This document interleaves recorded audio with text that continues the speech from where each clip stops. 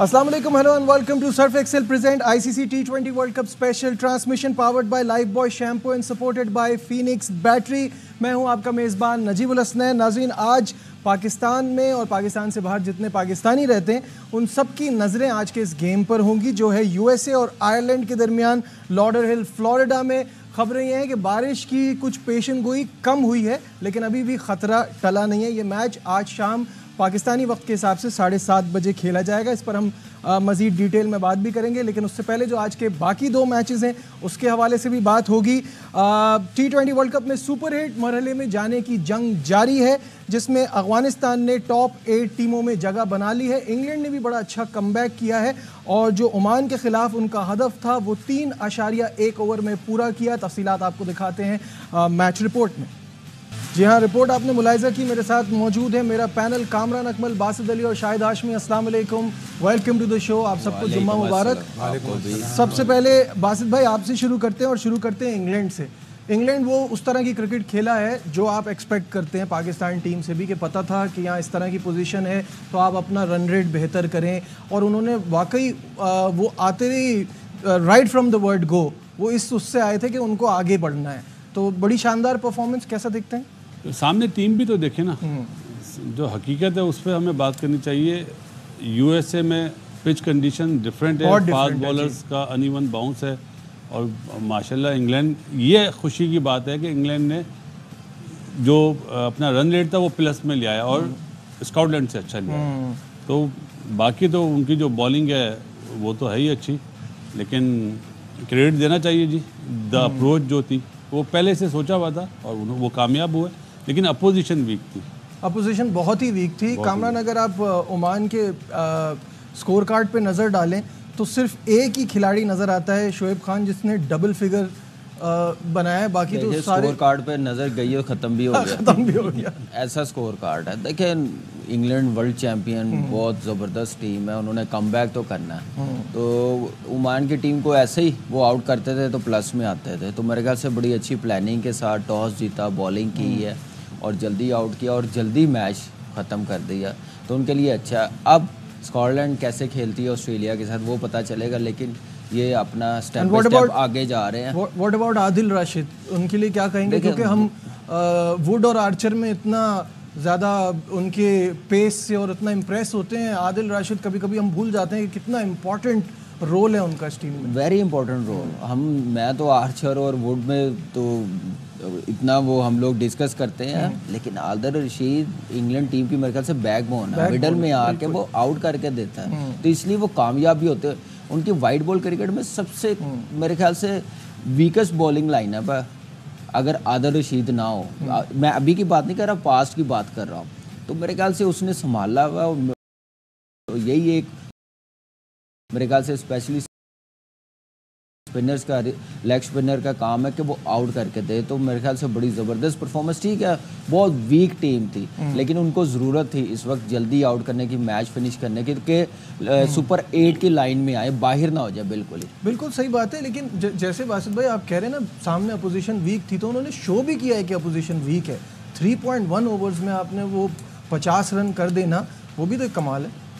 अभी आप बात करें ना आदिल रशीद की, तो आप जंपा का भी नाम लें, आप नाम लें वो जो राशिद खान और जो बांग्लादेश का है रिशाद, ये 4 बॉलर हो गए। परफॉर्म करें, लेग स्पिनर आउट करता है T20 में, आउट करने वाला बॉलर है कि आउट करने के बाद प्रेशर डालता है टीम पे। What about Shadab Khan? वो तो बैट्समैन हुए ना। तो ये चीज़ मैं बताना चाह रहा हूँ कि गलत आपने एक सोच के साथ आप गए। बिल्कुल सही। अल्लाह करे पाकिस्तान पहुँच जाए, लेकिन सोच का फर्क देखें। वो लाए कि इन्होंने हमें आउट करके देना। कुलदीप को लाया इंडिया वेस्ट इंडीज के लिए। बिल्कुल सही बात है। अब वो वेस्ट इंडीज में आपको नजर आएगा 100%। माफी के साथ हमारी कोई अप्रोच नहीं थी। हमने बोला नहीं, हमने लेके जाना है तो लेके जाना है, चाहे वो पिछला वर्ल्ड कप हो, वहीं से ये चीजें। हमारी वर्ल्ड कप की कोई प्लानिंग ही नहीं थी। बोलते ना प्लानिंग थी। हर वर्ल्ड कप के बाद यही जुमला सुनने को मिलेगा कि अगले साल की तैयारी, अब नई टीम लाएंगे। होता नहीं है। हम बेसिकली हम झूठ बोलते हैं, सीधी सी बात है, और झूठ बोलते हैं तो उसका नतीजा भी सामने आता है। बिल्कुल सही है। शाहिद साहब, इस मैच के हवाले से एक स्टैट भी है, वो भी नाज़रीन को दिखा देते हैं, फिर आपका your take on this. Oman outclass, ये एक स्टैट है जिसमें इंग्लैंड ने जो बॉलों की के हिसाब से सबसे बड़ी विक्ट्री है। उनकी क्या शानदार परफॉर्मेंस रही है कि 101 बॉल रिमेनिंग थी जब उन्होंने ओमान से ये मैच जीता। देखो अपोजिशन कोई भी हो, आपको इंटेंट शो करना पड़ता है। अपोजिशन कनाडा हो और आपको 13.5 ओवर में बनाने और आप जाके आखिरी ओवरों में बनाए, पेनल्टी ओवर में या 18वें ओवर में, वो आपका इंटेंट ही नहीं था। और सामने देखें, चाहे अपोजिशन ओमान हो, उन्होंने फुल अटैक किया, मार्क वुड के ज़रिए अटैक किया, जोफ्रा आर्चर के थ्रू अटैक किया और फिर आदिल रशीद ने आके 13.2 ओवर में पूरी टीम को आउट कर दिया।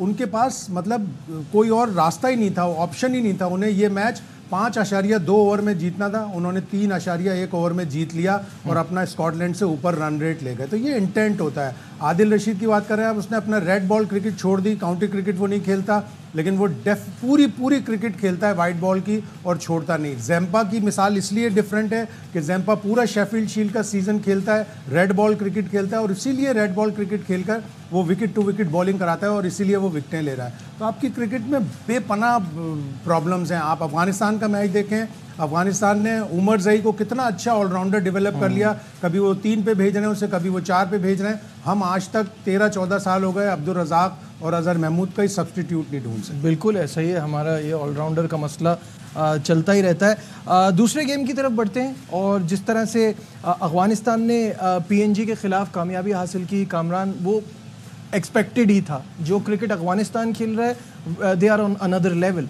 बिल्कुल, वो मुझे लगता है कि एशिया में इस खिते में ना इंडिया के बाद अफगानिस्तान नंबर 2 टीम बन जाएगी। जैसे उनकी प्रोग्रेस, जैसे वो अपनी क्रिकेट का लेवल, जैसे मैच्योरिटी, एक रिस्पॉन्सिबिलिटी ले रहे हैं कि नहीं अब बहुत हो गया, हम जिस लेवल पे आ गए अब वहाँ पे परफॉर्म अच्छा करना। वो सारी चीज़ें क्या, एक उनका प्रोसेस, एक उनका प्लेयर डेवलप करना, उसके बाद उनको कॉन्फिडेंस मिला है वर्ल्ड कप के मैचेस जीतने के बाद। इंग्लैंड से, पाकिस्तान से, बड़ी टीमों से वो जीते, ऑलमोस्ट ऑस्ट्रेलिया से भी जीत गए हुए थे।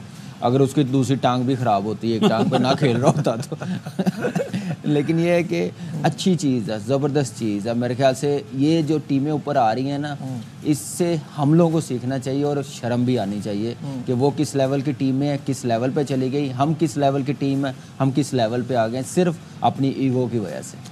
बासित भाई, अफगानिस्तान के लिए जैसा कामरान ने कहा, वाइट बॉल क्रिकेट पे तो आई एग्री कम्प्लीटली कि वो अब बनते जा रहे हैं, बनेंगे भी नहीं बल्कि अब वो दिखा रहे हैं, शो कर रहे हैं दुनिया को कि वो इस खित्ते की बहुत ही बेहतरीन टीम है। क्या आपको नज़र आ रहा है रीज़न इतना क्विकली जो शिफ्ट हुआ है उनकी परफॉर्मेंस में? देखो नजीब, इस वक्त एशिया में नंबर 2 टीम है, इसमें कोई दो राय नहीं है। चाहे आप बोलें पाकिस्तान नंबर 6 पे या 7 पे, जो भी, मैं नहीं मानता वाइट बॉल में।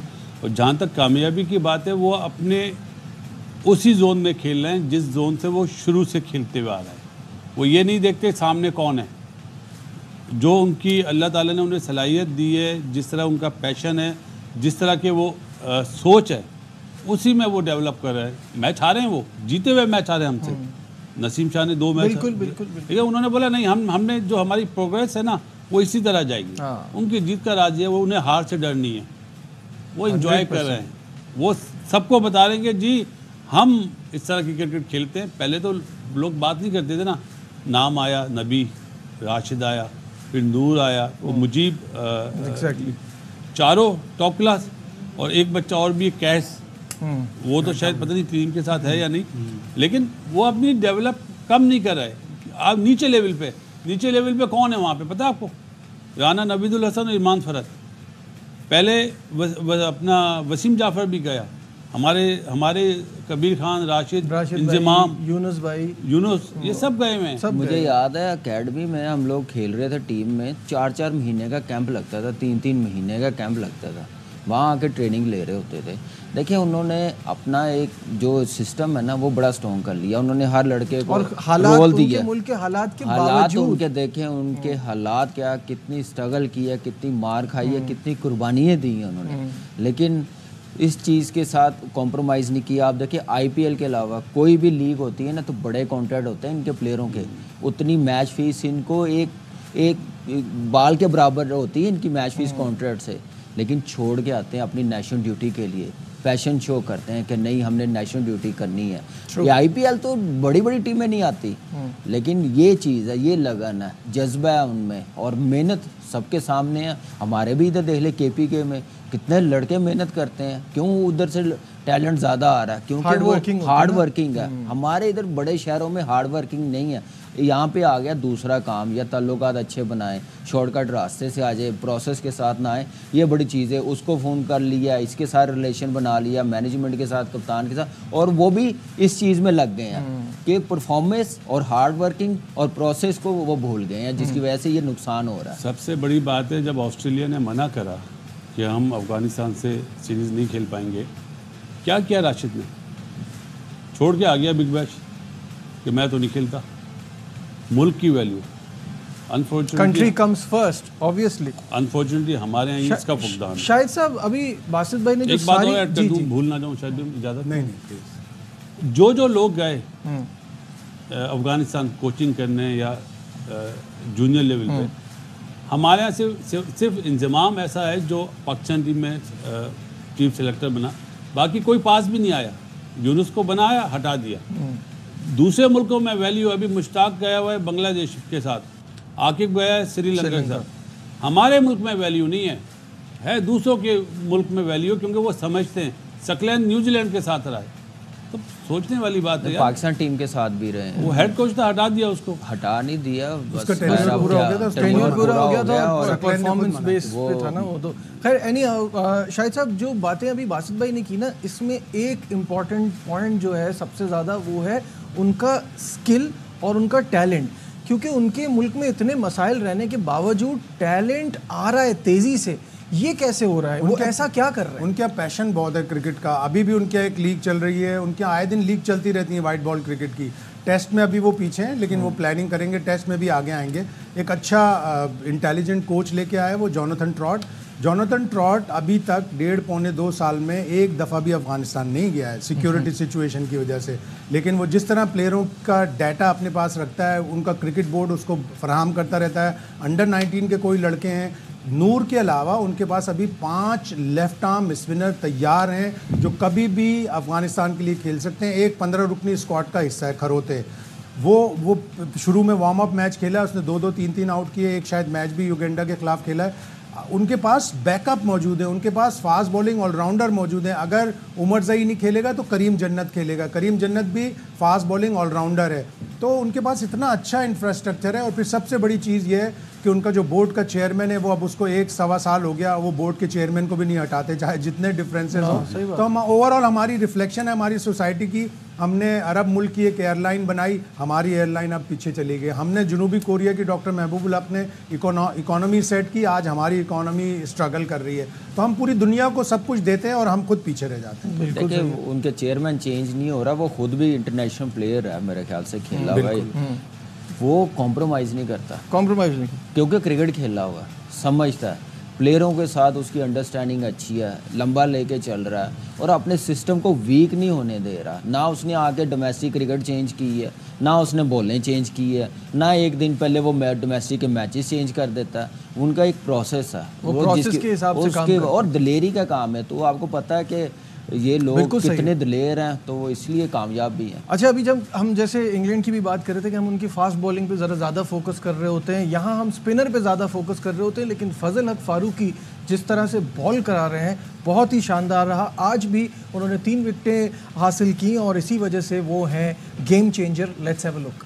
जी हाँ, Fazal Haq Farooqui Surf Excel game changer. और अब थोड़ी सी हम एक पोजीशन देख लेते हैं अफगानिस्तान की इन ICC T20 वर्ल्ड कप्स। आपके स्क्रीन पर ये ग्राफिक आ जाएगी। 2010 में ग्रुप स्टेज, 2012 में ग्रुप स्टेज, 2014 में क्वालिफाइंग राउंड, 16, 21, 22 सब में ग्रुप स्टेज। तो शाहिद साहब, जैसे कि मैंने अभी कहा कि अचानक से बहुत ज़्यादा शिफ्ट आ रहा है और वो इस वजह से, अभी बासित भाई भी जो बात कर रहे थे, जो क्लोज गेम वो हारे हैं, वो उनका एक लर्निंग प्रोसेस था। अब उन्होंने जीतना शुरू किया। हर अच्छी टीम लर्न करती है अपनी पास्ट मिस्टेक से।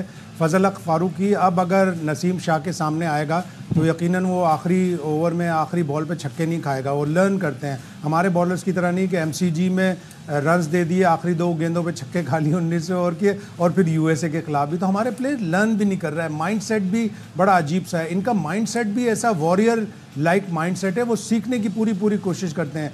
फजल हक फारूकी को आईपीएल में चांस नहीं मिला, लेकिन उसने बेंच पे बैठ के सीखा। उसके बारे में बार बार वो मैच के दौरान दिखाते थे कि वो नेट्स में बॉलिंग कर रहा है। मैच के दौरान वो दिखाते थे कि फास्ट बॉलर नेट में बॉलिंग सीख रहा है, बॉलिंग कर रहा है। तो सीखने का एक जज्बा होता है, एक इंटेंट होता है, वो हमारी क्रिकेट में बड़ी बुरी तरह से मिसिंग है। अफगानिस्तान में बड़ा नज़र आ रहा है। जी बस फास्ट बॉलर में अगर एग्रेशन नहीं है तो वो फास्ट बॉलर नहीं है। जो आजकल बात होती ना जी ग्राउंड के अंदर, आप देखें, अरे भाई एम्पायर फाइन बोलते ना, एम्पायर फाइन या रेफरी फाइन कर देगा, बेवकूफ़ी वाली बात है। हमने एक टाइम पे ऐसा देखा है कि ग्रेट सचिन तेंदुलकर, उसने वसीम भाई को छक्का लगाया शारजा में, तो वसीम भाई जब जा रहे थे ना, तो वसीम भाई ने बोला अब मैं इसको करूँगा बाउंसर, और बाउंसर करा, उसने ट्राई करा, उसके हेलमेट पे बॉल लगा। वो एग्रेशन ही नहीं है, वो एग्रेशन ही नहीं है। चौका लगता है हंस रहे होते, ऐसे सर पकड़ रहे होते। अब आप जो फजल हक फारूकी की बात कर रहे हैं, चाहे वो मिचेल स्टार्क हो, चाहे बोल्ट हो, चाहे शाहिनशाह अफरीदी हो, उन्होंने एक चीज़ सीख ली है कि अगर हमसे ओवर द विकेट बॉल अच्छी नहीं हो रही तो हम फौरन राउंड द विकेट आते हैं। किसने सिखाई?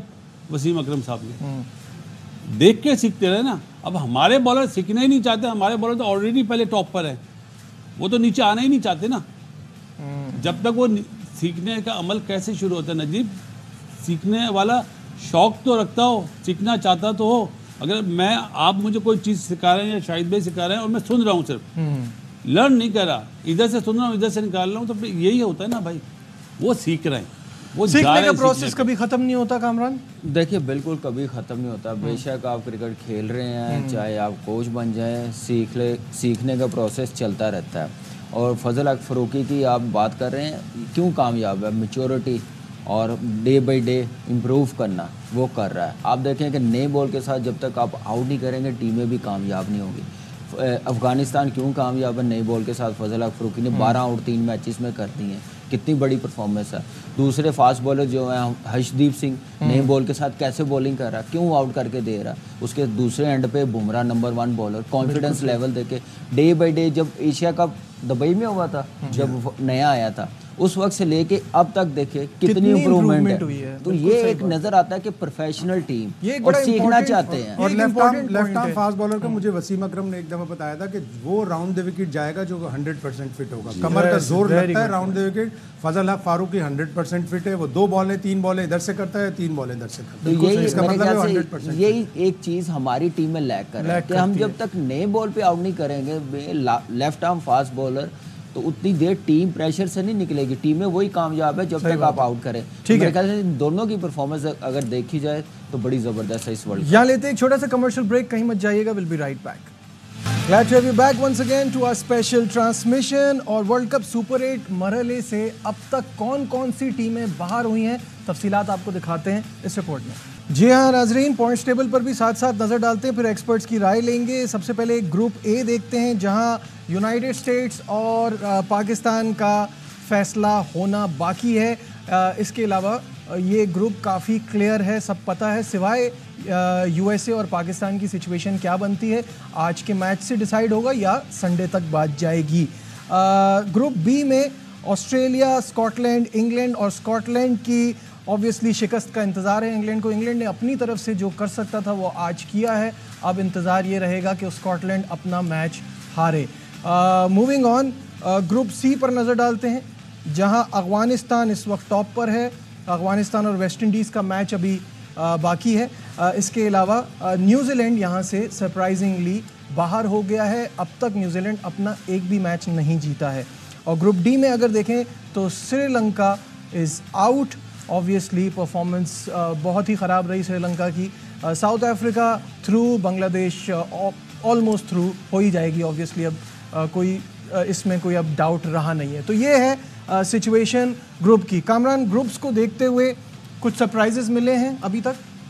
मेरे लिए सरप्राइज़ ये है कि हम अमेरिका के बिल्कुल साथ साथ हैं। कहीं ना कहीं तो आए हैं ना, नहीं तो अमेरिका अपर हैंड ही लेकिन खैर जिस चीज़ में हमें आना चाहिए था उसमें आए नहीं है। लेकिन अल्लाह करे मैच हो जाए, आयरलैंड जीत जाए, हमारा चांस बन जाए, हमारा मैच हो जाए तो खुशी की बात है। सुपर 8 में आ जाए, थोड़ी सी खुशी पाकिस्तान में आ जाएगी। हमारी टीम ऐसी नहीं है, देखें हमारी टीम यहाँ तक आई है अपनी गलतियाँ, हम लोग सबकी गलतियाँ हैं जो इस सिस्टम के साथ रहे हैं। तो मेरे ख्याल से एक्सेप्ट करना चाहिए और आगे बढ़ना चाहिए। ये चीज़ें जो है ना ट्रेंड वाली सोशल मीडिया पे वहाँ से बाहर निकल जाए। पाकिस्तान क्रिकेट बोर्ड भी, प्लेयर भी और इनकी PR कंपनी भी अच्छी चीज़ को सपोर्ट करे, क्योंकि ये पाकिस्तान की टीम है। आप गलत सपोर्ट करेंगे पाकिस्तान का नाम नीचे जाएगा। अगर इन चीज़ों पे प्लेयर बनते तो आज गिल, के राहुल, अश्विन बाहिर ना होते। उनसे बड़े तो स्टार नहीं है ना। आप देखें कि उनका प्रोसेस, तो मेरे ख्याल से इस चीज़ पे काम करने की ज़रूरत है। बासित भाई, अभी कामरान ने जो बात की कि पाकिस्तान टीम ऐसी नहीं थी, मैं तो समझता हूँ ये टीम आपने जो जहाँ से ये टीम सेलेक्ट हुई है वहाँ से ही प्रॉब्लम शुरू हुई। आपने टीम इस वर्ल्ड कप के लिए सेलेक्ट ही गलत बात कह लूँ जी जी जी, ये इस वर्ल्ड कप की मैं जर्नी नहीं बता रहा, क्रिकेट की बात, पाकिस्तान की क्रिकेट लास्ट 5-6 साल से मैं कह रहा हूँ कि इन चीज़ों पे आए हैं तो ये हाल हुआ। कहने का मतलब है कि पाकिस्तान क्रिकेट ऐसी नहीं है कि हम पहले राउंड से बाहर हो जाएं। तो यहाँ तक पहुँचने के लिए आप क्या समझते हैं, कहाँ कहाँ हमसे गलती हुई है कि आज फिर वही पोजीशन में आ गए हैं कि हम दुआ मांग रहे हैं छोटी टीमों के मैचेस की कि वो इससे हार जाए, वो इससे जीत जाए, कहीं यहाँ बारिश ना हो, कहीं वहाँ बारिश ना हो। जब आप आयरलैंड से हारे थे ना और वेस्ट इंडीज़ से हारे थे, आप पहले राउंड में बाहर हो गए थे, सही है। वेस्ट इंडीज़ उस टाइम पे अच्छी टीम थी, जी जी, आयरलैंड ने अपसेट करा था। उसके बाद आप देखेंगे हम बतदरीज नीचे ही आते ही गए। अब ये हालत हो गई है हमारी कि T20 क्रिकेट सबसे पहले पाकिस्तान में शुरू हुई है और हम दुआ कर रहे हैं कि आज का मैच हो जाए। पहले क्या दुआ करते थे, बारिश हो जाए उनके मैच में या वो टीम हार जाए, बिल्कुल ऐसी था ना। तो हमारी क्रिकेट का जवाल हम सब चले, मैं बोलता हूँ हम सब इसमें कसूरवार हैं, लेकिन क्या और दूसरे लोग नहीं हैं जिन्होंने पाकिस्तान की टीम को हटा के दोस्ती यारी वाली टीम बना दी? क्या वो कसूरवार नहीं है? बिल्कुल ऐसे ही। उनके लिए बात होती है तो वो अच्छे, क्योंकि सच बुरा लगता है ना भाई। मैं ये कहता हूँ पहले हम मुसलमान हैं, उसके बाद पाकिस्तानी हैं। पहले पाकिस्तानी तो बनो। अभी जो स्टेटमेंट आ रहे हैं कि माफ़ी के साथ के पेशावर के लड़के ऐसे ऐसे, कौन निकाल रहा है? बासित अली बच्चा नहीं है। जहाँ इनकी सोच ख़त्म होती है ना, वहाँ से बासित अली की सोच शुरू होती है। ये इसके पीछे बड़े बड़े लोग हैं, ज्यादती कर रहे हैं। जो 6 टीमें बनी थी ना, जहाँ पे सबसे पहले ज्यादती हुई थी, ये उससे बड़ा क्राइम है जो ये तासुब डाला जा रहा है। मेरी रिक्वेस्ट होगी कि इस बात को ख़त्म कर दें जितनी जल्दी, वरना ये होगा कि क्वालिफायर्स खेल रहे होंगे। और बहुत तल्ख जुमला है, शायद आपके प्रोग्राम में इजाज़त मिले या नहीं मिले, बिल्कुल जो आप हो वही रहो, इमरान भाई मत बनो, बस। 15, 19 और 23 ये ODI वर्ल्ड कप तो आप सेमीफाइनल में भी नहीं पहुंचे। आपकी ODI क्रिकेट तो बहुत ही पीछे चली गई। लेकिन आप 2016 में पहले राउंड में बाहर हुए थे T20 वर्ल्ड कप से। उसके बाद आप 21 में सेमीफाइनल खेले, 22 में फाइनल खेले। तो एक स्टेप हमें आगे जाना चाहिए था, हम तो बस 4-5 स्टेप पीछे चले गए। बिल्कुल। मैं कामरान से मैं पूछना चाहूँगा कि कामरान ने अभी ये कहा कि हम सब की गलतियाँ इसमें शामिल हैं। कामरान इस प्रोसेस का हिस्सा रहते। कामरान, अगर आप पीछे जाएँ हाइंडसाइड में, कोई ऐसी बात याद आती है कि अगर ये ना की होती, कोई ऐसा रिग्रेट है कि ना किया होता तो शायद बेहतरी आती? देखिए कोई ये मेरे ख्याल से 6 टीम है सबसे बड़ा ब्लंडर पाकिस्तान की क्रिकेट का जो बनाई है। टैलेंट आपका और चला गया यार। 2001 या 2000 में जो डिवीजनें बनी हुई थी क्रिकेट की, वो उसको रीजन में कन्वर्ट करना, वो सबसे बड़ा क्राइम है पाकिस्तान की क्रिकेट का। आपके 6 शहरों की टीम ख़त्म हुई है, मरीद के, शेखुपुरा, गुजरांवाला, सियालकोट, सरगोदा और हाफसाबाद। आप अंदाज़ा लगा लें कि कितने लड़के आते थे। इनकी टीमें थी 2-2, 3-3। वहाँ से लड़का आना बंद हो गया। सियालकोट जैसी टीम जहाँ से बड़े बड़े प्लेयर बने हैं, तो ये तो ज़्यादती होगी, क्यों नहीं होगी? क्रिकेट क्यों नहीं नीचे जाएगी? जो आता बंदा वो अपने माइंडसेट के साथ आता है जी, स्पॉन्सर मिलेंगे, ये होगा, ये प्लेयरों को मिलेंगे, सिर्फ ट्रक दी बत्ती पीछे लाया हो और कुछ नहीं, अपना वो विजन पूरा करके चले जाते हैं। ये नहीं सोचते कि पाकिस्तान की क्रिकेट का क्या हाल है, ये नहीं सोचते उससे पहले कि कितने ग्रेट प्लेयर्स मिले। बासित भाई भी खेले, मैं भी वो सीज़न खेल रहा हूँ कि कितने नंबर ऑफ मैचेस मिलते थे, अपॉर्चुनिटी मिलती थी, आप कम करते गए। आपकी क्रिकेट कंपेटिटिव होती थी, इससे आपको टैलेंट निकलता था। देखो असल में प्लेयर कहाँ से आता है, अब अंडर 13 से आता ना, पहले अंडर 16 से आता था, अंडर 19 से आता था, इसी तरह आता ना, आगे बढ़ता जाता था। हमारा कोई भी चेयरमैन इस नीचे लेवल से आया है, कभी वो रीजन का हेड बना है, कभी डिस्ट्रिक्ट का बना है, नहीं बना ना, फिर हम बात करें। अभी इन्होंने इंटर कॉलेजिएट और इंटर यूनिवर्सिटी जो टूर्नामेंट कराए, उससे अगर आपको 10-15 प्लेयर भी मिल जाएं जिन्हें आप ग्रूम करें, आप ए लेवल की क्रिकेट में डालें, आप अब आपने वो 4 डे वाली एक क्रिकेट तो करनी ही करनी है, आपने 1 डे की ए लेवल क्रिकेट करनी है, मुख्तलिफ मुल्कों को टूर करना है, T20 का भी अब आपको करना पड़ेगा, इसलिए कि अगर आप सुपर 8 में नहीं पहुंचते आपकी रैंकिंग मजीद नीचे जाएगी। ठीक है, यहाँ ब्रेक लेना, ब्रेक के बाद आके इस डिस्कशन को आगे बढ़ाएंगे। Stay with us. एक बार फिर खुशामदीद कहेंगे आपको हमारी स्पेशल ट्रांसमिशन में। ब्रेक पे जाने से पहले कामरान कुछ इंपॉर्टेंट इशू पे बात कर रहे थे, तो आइए उनकी तरफ दोबारा बढ़ते हैं। शायद भाई ने बताया ना कि कॉलेज क्रिकेट हुई है, आप अलमिया देखिए, पाकिस्तान की डोमेस्टिक क्रिकेट हो रही थी, वो डे नाइट नहीं हो रही थी, वो टेलीवाइज नहीं हो रही थी, कॉलेज क्रिकेट हो रही थी। आप अंदाजा लगा लें अब इस क्रिकेट को कैसे मजबूत करना, ये तो होनी चाहिए, डे में होनी चाहिए, रेगुलर बेसिस पे होनी चाहिए। अब डिपार्टमेंट को मजबूत करें, उनको कहें कि आपने टीम बनाई है, साथ अंडर 19 टीम बनाए, अंडर 23 टीम बनाए, उन पे रिस्पॉन्सिबिलिटी डालें, क्योंकि वो प्लेयर्स बना सकते हैं। वहाँ पे ट्रेंडिंग के साथ नहीं प्लेयर्स खेलेंगे, प्रोसेस के साथ खेलेंगे, और एक बेसिक्स आएगी, अपॉर्चुनिटी मिलेगी तो आपके पास प्लेयर्स आएंगे। तो ये चीज़ें करने की ज़रूरत है, जिस तरफ ध्यान है हमारा, ध्यान आई एम सॉरी टू से कहीं और लग गया है। जहाँ पे वर्ल्ड कप के फाइनल हुए हैं उनको तोड़ के हम नया बना रहे हैं, वो ठीक है, होनी चाहिए, थोड़ी डेंटिंग पेंटिंग होनी चाहिए। ये नहीं होनी चाहिए कि आप क्रिकेट से बिल्कुल कट ऑफ हो जाए, जिसकी वजह से वो स्टेडियम बना रहे हैं, वो प्लेयर्स नहीं अच्छे होंगे तो बनाने का क्या फ़ायदा। ठीक है बासित भाई, डिपार्टमेंट वाली अपनी टीमें तो वापस ले रहे हैं। मैं ये मेरा अभी शाहिद साहब से मैं यही सवाल कहाँ से बनाएंगे कि बाबर आजम जिस डिपार्टमेंट की टीम में, वो डिपार्टमेंट बोलते हैं हमने नहीं खेलना।